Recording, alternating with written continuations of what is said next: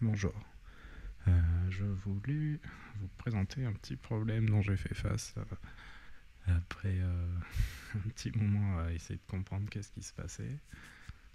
C'est vrai que moi qui n'ai pas trop encore l'habitude de travailler sur les microcontrôleurs, j'ai pas encore été confronté à ce genre de problème. Il se trouve que j'avais à la base pour essayer d'implémenter la transmission de Tram-POXAG, j'avais mis des timers ici, là, mais c'était plus ou moins approximatif, à 833 microsecondes, mais 1 sur 1200, ça donne 833,3333 théoriquement, et donc ce décalage-là, du coup, il est additionné à chaque fois, à chaque bit envoyé, sachant qu'il y en a 1120 pour la trame que j'essaie d'envoyer là. Et donc je me suis demandé si ça venait pas de là mon problème, que derrière ça décodait pas. Parce que du coup les 1200 baux sont pas vraiment respectés. Donc j'ai voulu essayer de faire autrement, et en utilisant ici la variable que j'ai dans mon for qui correspond au numéro de bit qui est actuellement envoyé, et donc ça incrémente de 1 chaque fois. Donc je vais me servir de ça pour calculer le temps en millisecondes théorique qu'il devrait y avoir, sachant que là, que ce soit que la trame commence par un 0 ou un 1 pour la première itération du for, là il va mettre le timer à 0 seulement pour le premier, donc théoriquement il devrait continuer. Après, autre problème aussi qu'il va falloir que je réfléchisse, j'y pense maintenant, c'est que le timer, je crois qu'il est sur un certain nombre d'octets, je crois que ça correspond en décimale à 65 000 et quelques. Donc il faudra voir si mes 1200 baux fois 1000, enfin mon délai là, fois 1200, donc 833 millisecondes fois 1120, est-ce que ça va pas dépasser mon timer? Ça, il faudra que j'y réfléchisse. Donc je regarderai ça plus tard. Mais en gros, là, le problème dans lequel j'ai été confronté, c'est qu'en fait, je me suis rendu compte, et c'était pas vraiment très explicite au moment de la compilation, d'ailleurs, j'avais pas trop d'erreurs, c'était bizarre. Donc pour moi, tout allait bien. Sachant que, alors, c'est pas ça aussi. J'ai dû commenter une partie que j'ai bidouillée tout à l'heure. Ouais, si, non, c'est ça. Donc là, j'essaie directement d'obtenir le calcul de résultat de cette formule.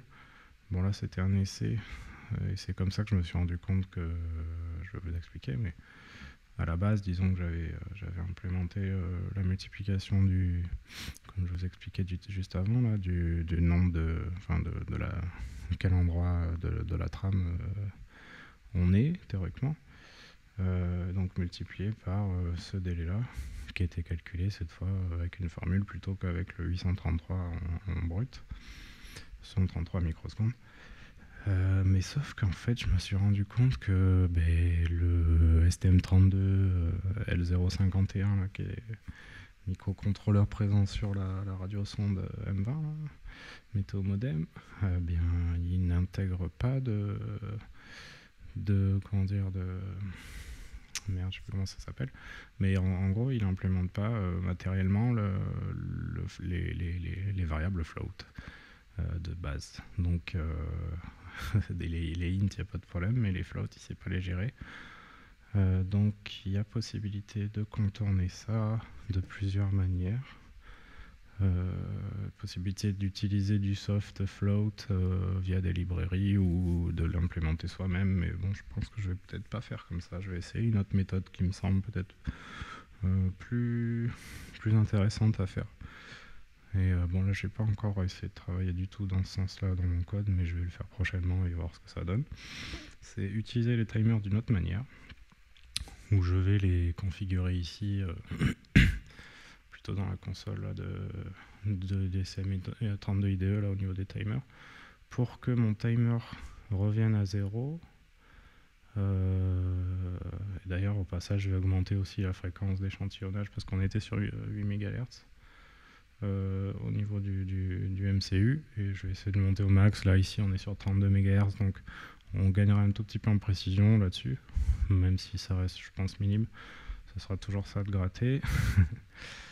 Et du coup, faire ce timer pour qu'il ait un délai le plus proche de 833 microsecondes et qu'il revienne à 0 à chaque fois. Et avec cette remise à 0, il faudra que je fasse une fonction d'interrupt qui correspondra. En fait, mon interrupt, ce sera une fonction qui regardera en fonction, qui va utiliser plutôt une variable qui l'itérera à chaque fois de 1 jusqu'à arriver à 1120, et là on arrêtera. Mais en gros c'est ça, et donc utilisant cette variable que j'incrémenterai, au départ elle partira de 0, et donc ça permettra de savoir à quel endroit on est censé être dans la trame, histoire de ne pas envoyer le mauvais octet. Et donc théoriquement, en faisant comme ça, ça devrait peut-être être plus... Voilà, je vais tester ça. Mais en gros, effectivement, c'est pas un problème auquel moi qui ai plutôt l'habitude de programmer sur des OS avec donc tout un tas de choses matérielles qui sont prises en charge. Et c'est vrai que je me doutais pas que j'allais me retrouver un jour sur un microcontrôleur qui ne sait pas gérer nativement le calcul sur des variables type float, donc avec des décimales. C'est étrange. Mais voilà.